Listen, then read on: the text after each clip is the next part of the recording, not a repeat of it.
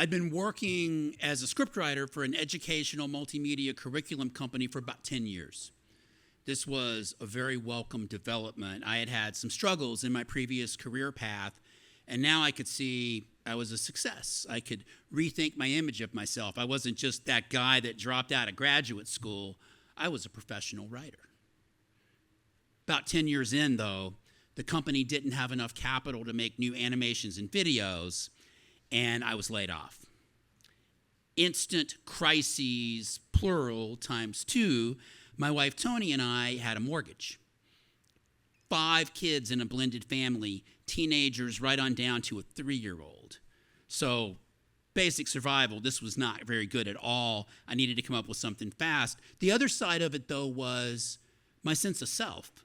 Like, was I going to be able to find another job that played to my strengths and paid pretty well? Was I, in fact, just that guy that had dropped out of graduate school? Was I going to be able to turn this thing around?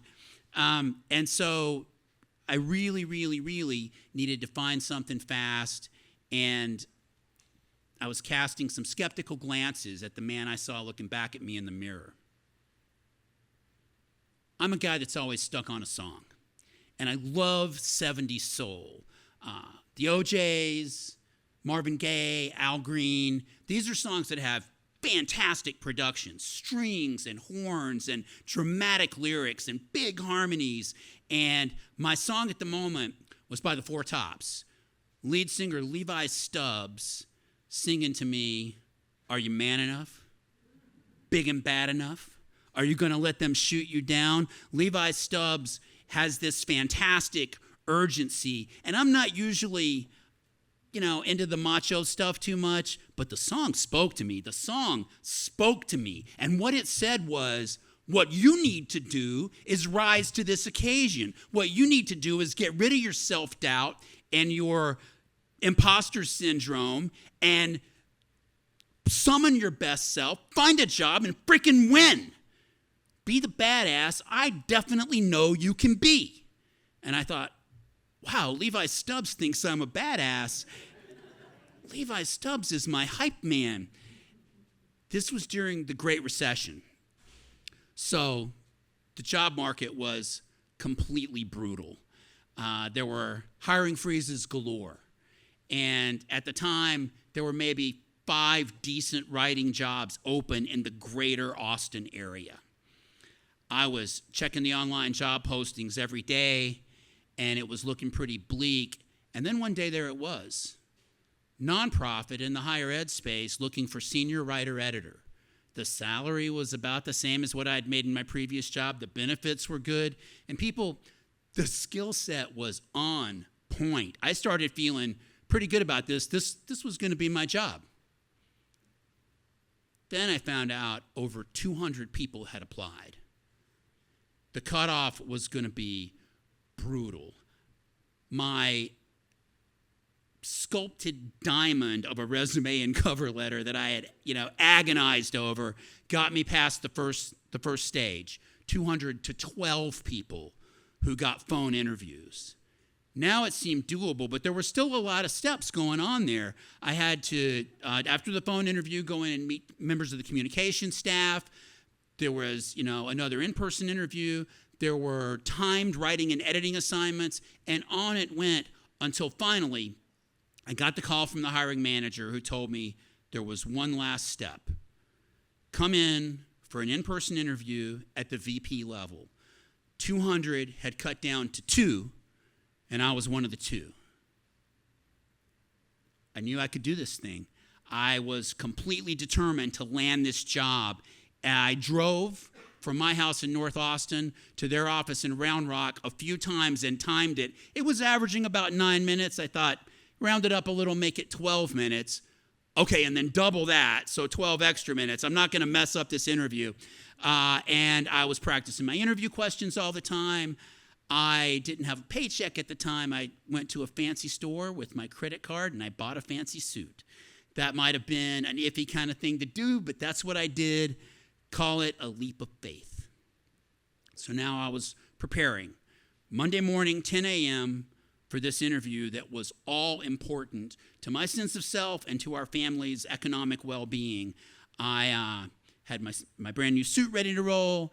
I was running my interview answers all the time. I was listening to Levi Stubbs assuring me that I had this thing. Are you man enough? Big and bad enough? Are you going to let them shoot you down? No, I'm not. I said, Levi, come on, I'm there. And the morning of the interview came, and I got myself centered. I took a shower. I was listening to the Four Tops. I got my suit on. I was running interview answers in my head. Well, yeah, sure, I can tell you about a process improvement that I implemented at my last job. Absolutely, I can tell you how the skill set I honed on my biggest project could add value to your organization on day one. I was just running these things. I had it pretty down. And then time to go. And so I turned the lock mechanism on the inside doorknob to the locked position, stepped outside, pulled the door to, reached for my car keys,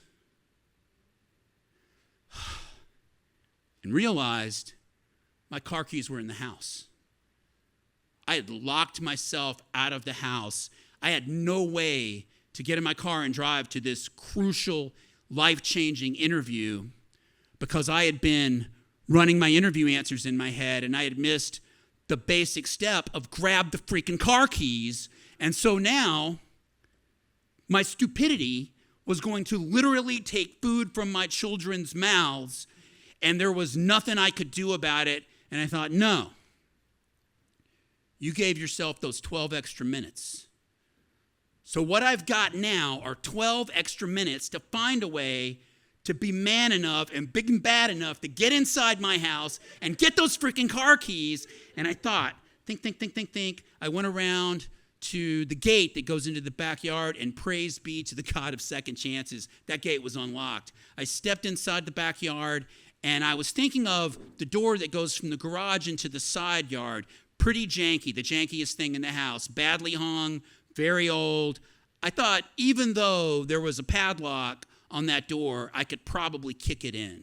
And I went up to that door, and I kicked it as hard as I could, again and again and again, screaming profanities at the door the whole time. You may have heard it if you were in the greater Austin area then. I did a lot of damage to the door, but the padlock held.